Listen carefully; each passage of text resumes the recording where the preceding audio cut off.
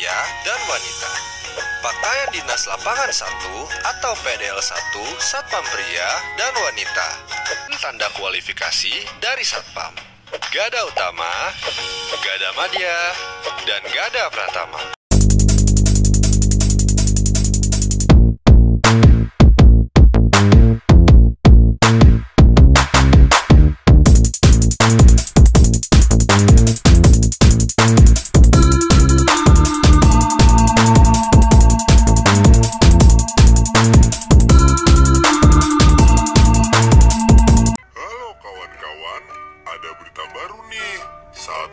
Seragam Satpam mengalami pembaruan loh. Yuk kita simak seragam baru Satpam dan informasi lainnya. Pakaian dinas harian atau PDH Satpam pria dan wanita. Pakaian dinas lapangan 1 atau PDL 1 Satpam pria dan wanita. Pakaian sipil harian atau PSH Satpam pria dan wanita. Pakaian sipil lengkap atau PSL Satpam pria dan wanita. Pakaian seragam Satkamling. Berikutnya adalah tanda kepangkatan anggota Satpam. Golongan kepangkatan manajer. Golongan kepangkatan supervisor. Terakhir, golongan kepangkatan pelaksana. Ini adalah lencana tanda kewenangan anggota Satpam. Berikut ini adalah PIN tanda kualifikasi dari Satpam. Gada Utama, Gada Madya, dan Gada Pratama. Itulah seragam baru Satpam dan informasi tentang pangkat, lencana, dan PIN tanda kualifikasinya. Profesi Satpam atau security kini memiliki jenjang kepangkatan baru. Aturan kepangkatan Satpam ini diatur dalam Peraturan Kepolisian Negara Republik Indonesia Nomor 4 Tahun 2020 tentang Pengamanan Swakarsa. Sesuai Pasal 19 peraturan tersebut, jenjang kepangkatan Satpam terdiri dari 3 golongan yakni manajer, supervisor, dan pelaksana. 1. Golongan manajer.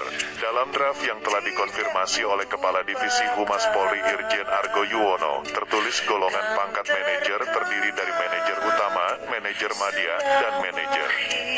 Golongan kepangkatan manajer ditandai dengan segitiga berwarna merah.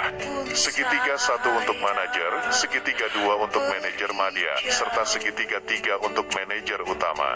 2. Golongan supervisor. Golongan supervisor meliputi jenjang supervisor utama, supervisor madya, dan supervisor. Tanda pangkat golongan ini berupa segitiga berwarna kuning. 3. Golongan pelaksana. Golongan pelaksana yang terdiri dari pelaksana utama, pelaksana madya, dan pelaksana. Tanda pangkat untuk golongan ini adalah segitiga berwarna putih.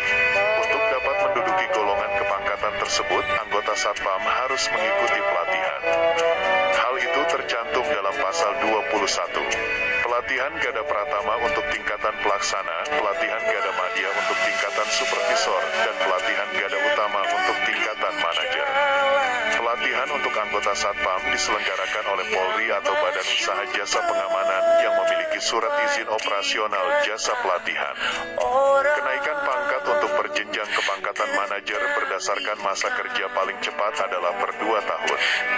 Rinciannya adalah dari manajer ke manajer madya dapat dilaksanakan dalam jangka waktu setelah 1 tahun masa kerja sebagai manajer dan lulus uji kompetensi tingkat Gada Utama.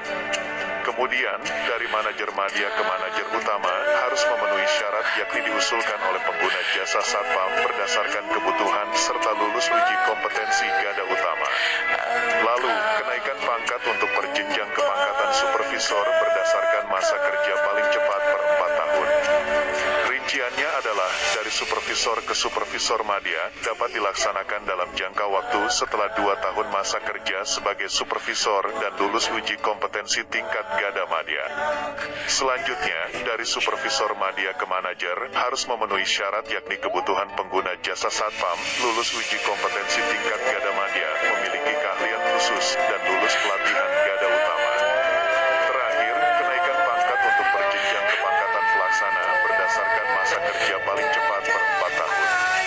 Rinciannya adalah dari pelaksana ke pelaksana madya dapat dilaksanakan dalam jangka waktu setelah 2 tahun masa kerja dan lulus uji kompetensi tingkat Gada Pratama. Kemudian, pelaksana madya ke supervisor harus memenuhi syarat yakni kebutuhan pengguna jasa satpam, lulus uji kompetensi tingkat Gada Pratama, memiliki keahlian khusus, dan lulus pelatihan Gada Madya.